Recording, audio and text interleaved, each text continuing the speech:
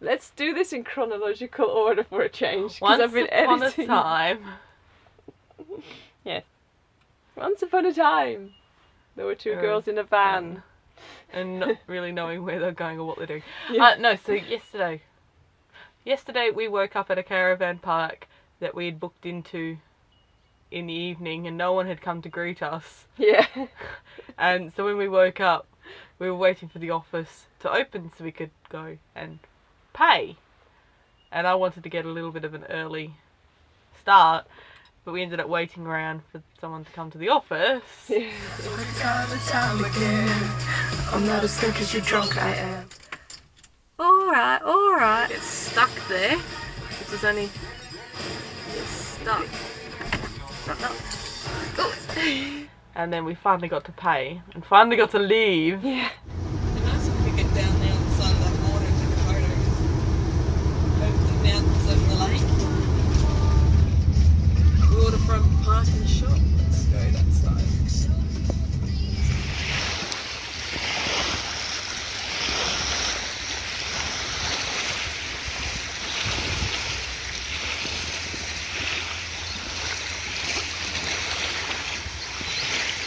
Sam got to almost touch a black swan. Yeah. No. Bexx nearly got herself bitten by a black swan. It would.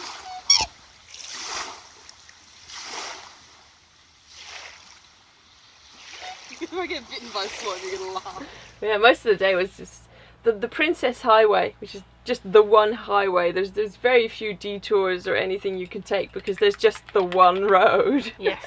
And it goes up and down through the hills and through nice countryside and then through forests. It's very nice. Yeah.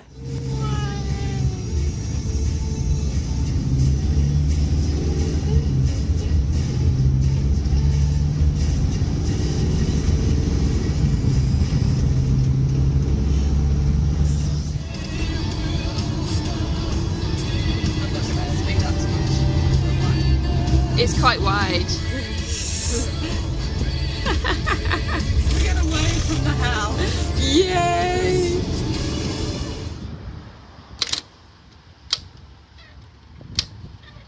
Taking a photo.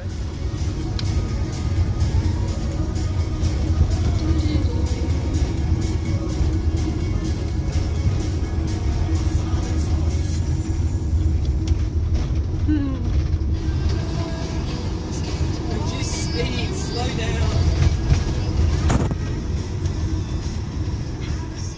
Windy Windy roads. roads. We stopped for tea and coffee at this just we'd seen a sign like rest area that way. Okay, fine, just that or not even that way. It's rest area so many meters down the road. Fine, okay, we pull off with enough warning and everything because it was in a dip.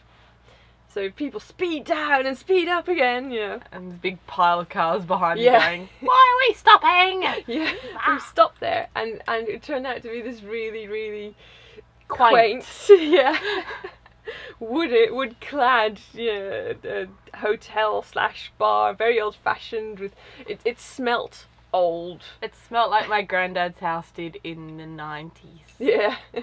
My granddad was in his 90s. The house was in the 90s.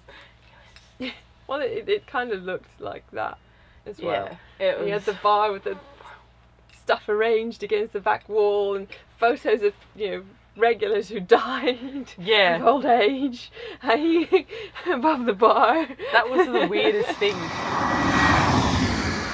It's the van. It was adorable. One advantage of having a campervan is that Bexx can go have a nap. Oh, dead kangaroos. They're mountains.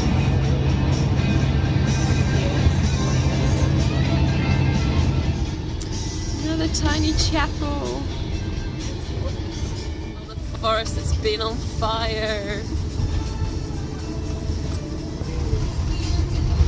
Bit of a rough road to send many road trains down. It's the highway. I doubt there's anywhere else they can Got a big go. puff of smoke coming out of the truck then. It must be very heavy. Look at that. Where are my dinosaurs? megafauna. Giant big sloth coming out of that. The car behind me, we don't want to get too close because if the truck falls over or something happens, we don't want to have a little black car sandwich. It's so wiggly. Yeah, it's kind of like, Q has been released. one more coming, one more. One more. Woo, freedom. We kept driving, but we're a bit behind schedule. Because we were behind a cheese truck. Yeah, we're behind a cheese truck. And that truck, it was probably fully loaded. It couldn't go up hills or even slight inclines very fast. But as soon as it went downhill or on the flat, it just raced ahead because the driver clearly knew exactly where he was going and what was coming. Yeah, pedal to metal, that one. And we'd only just overtaken it. It's alright, we're stopping by 3Ks, so. Eden Wharf. Killer Whale Museum. But we followed the cheese truck pretty much for about 150 k's, I think. We followed it into this town. It turned off, and we only turned another direction because we saw the supermarket. Because otherwise, we would have followed him to this caravan park, basically. Yeah, maybe pushing 200 k's almost, actually. He's going to Bega anyway. Yeah.